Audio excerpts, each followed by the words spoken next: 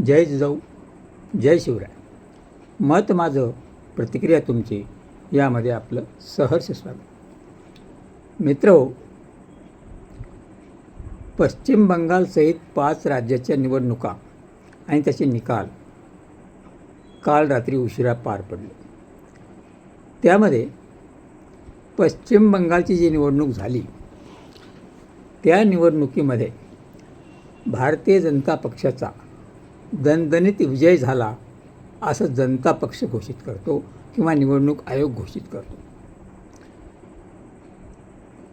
निवडणूक झाल्यानंतर एकाचा हार एकाचा पराजय हे ठरलेलं असतं.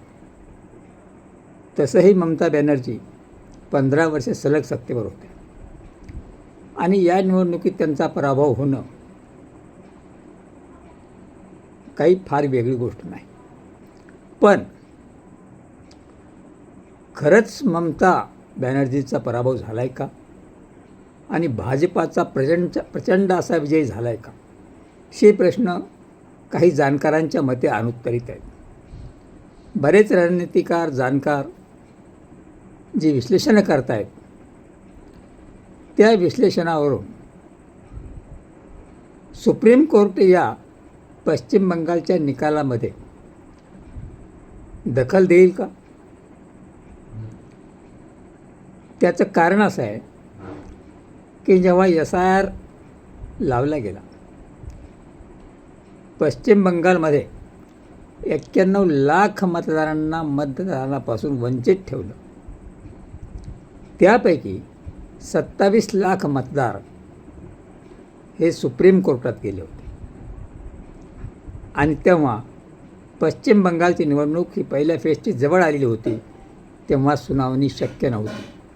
त्यामध्ये फार तर 100-150 लोकांची सुनावणी झाली आणि त्याच्यामध्ये जवळजवळ 97% लोक पात्र ठरली आणि त्यांना मतदानाचा हक्क बहाल झाला.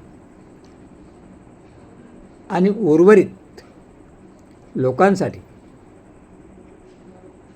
सुप्रीम कोर्टातून जे न्यायाधीश होते बागची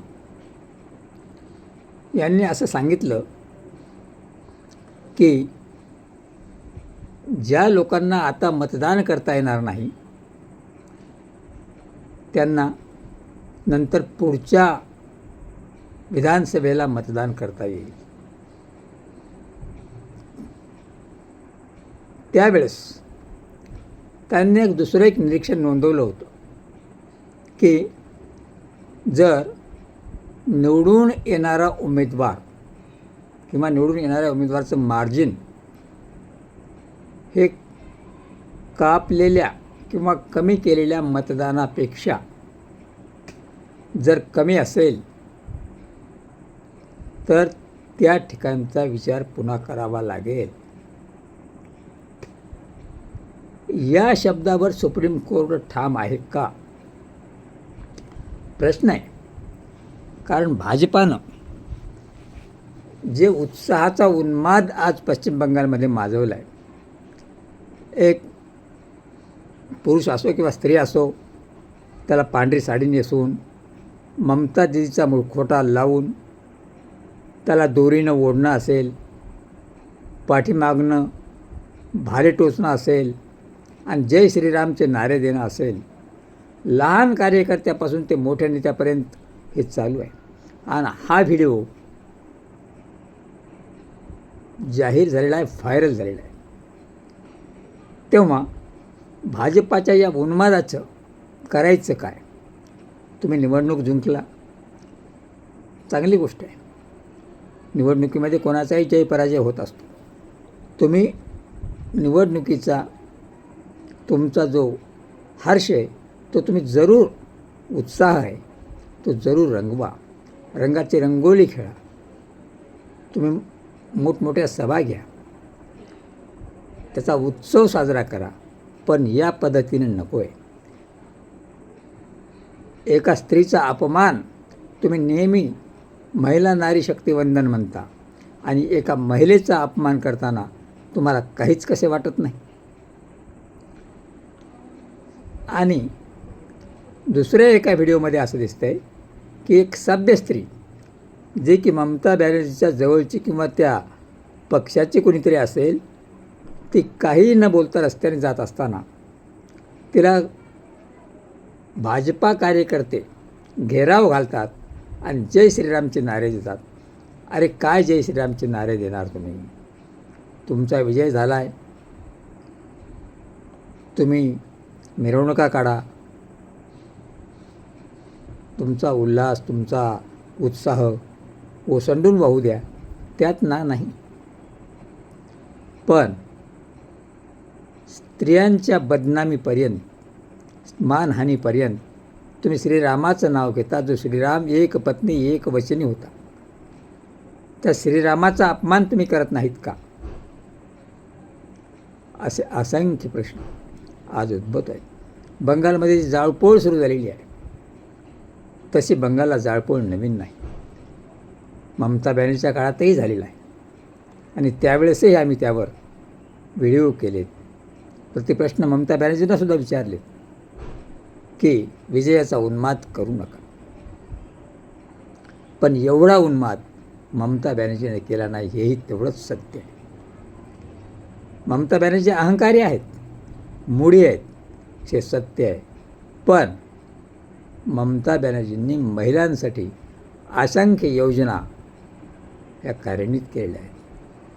त्यांनी काही केलेल्या कर्त्याचं आम्ही समर्थन करणारही नाही आणि केलंही नाही. ज्या ज्यावेळी ममता दिदी चुकल्या, त्यावेळी ममता दिदीवर बोलायलासुद्धा आम्ही हिचकलो नाहीत. आणि आजही भाजपाच्या या उन्मादावर आम्ही बोलणार. तेव्हा तृणमूल काँग्रेसच्या कार्यकर्त्यांचे ऑफिस फोडले जातात, त्यांचे ऑफिस जाळले जातात.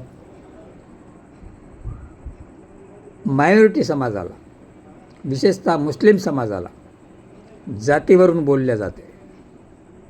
आणि बी जे पीचे सर्वेसर्वा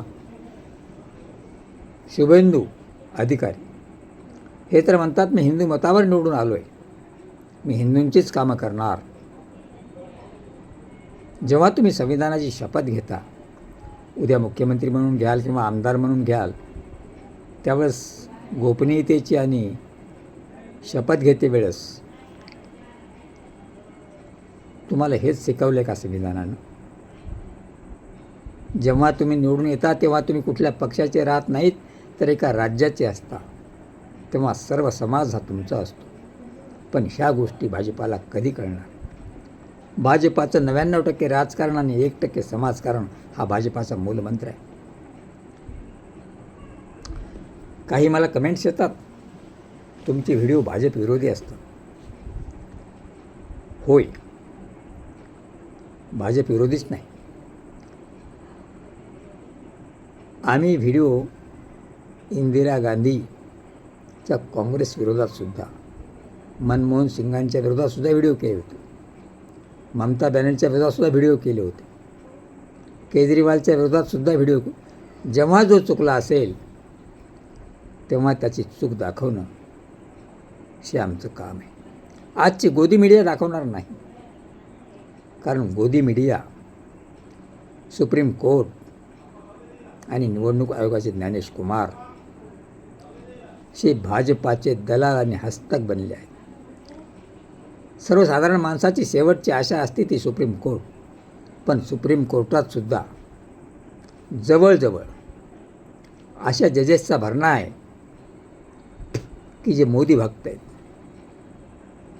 मागे पाहिलं असेल तर आपले न्यायमूर्ती चंद्रचूड यांनी गणपतीच्या पूजेसाठी मोदींना बोलावलं होतं. असे कित्येक जजेस आहेत की कुणी राज्यपाल आहे, तर कुणी नायब राज्यपाल आहेत. अशा नियुक्त्या भाजपाने केलेल्या आहेत. तेव्हा जी भारताच्या लोकशाहीची सर्वोच्च संस्था आहे सुप्रीम कोर्ट, यावर सामान्य माणसाने विश्वास ठेवायचा कसा?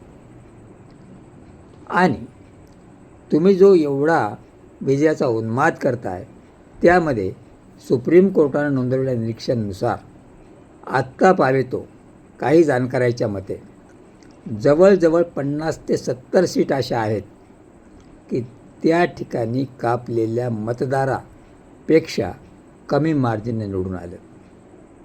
तेव्हा ही जीत निवडणूक आयोगाच्या ज्ञानेश कुमारांची आहे, ही जीत मोदी शहांची आहे, ही जीत लोकशाहीची नाही. हे मतदान लोकतंत्राचं नाही, हे अधोरेखित होते. तेव्हा सुप्रीम कोर्ट दखल देईल का आणि ही निवडणूक पुन्हा होईल का, हा प्रश्न मात्र कायम मनात राहील. आणि हे नफरतीचं आणि हिंसेचं राजकारण भाजपाने जे अवलंबले ते कधी बंद होणार आहे, हाही प्रश्न सर्वसामान्याच्या जनतेत आहे. आज सकाळी एका पत्रकार परिषदेमध्ये संजय राऊत म्हणाले, दिवा विझताना मोठा होतो. कारण त्यांनी एका म्हणीचा अर्थ सांगितला. आमचे जुने लोक सांगत होते, दिवा जेव्हा विझत असतो तेव्हा त्याचं रूप मोठं होतं. ती भाजपाची आज अवस्था झालेली आहे. तेव्हा भाजपाचा अस्त लवकरच जवळ आला आहे, असं संजय राऊताला म्हणायचं होतं. आपण त्या गोष्टीचं समर्थन करत नाही, पण त्यांनी सांगितलेला शब्द मी तुम्हाला सांगतो आहे. पण खरंच तुम्ही सांगा, ममता दिदी हरली आहे का आणि भाजपा नीतीनं आणि नैतिकतेनं जिंकली आहे का, या प्रश्नाचं उत्तर तुम्हीच द्या.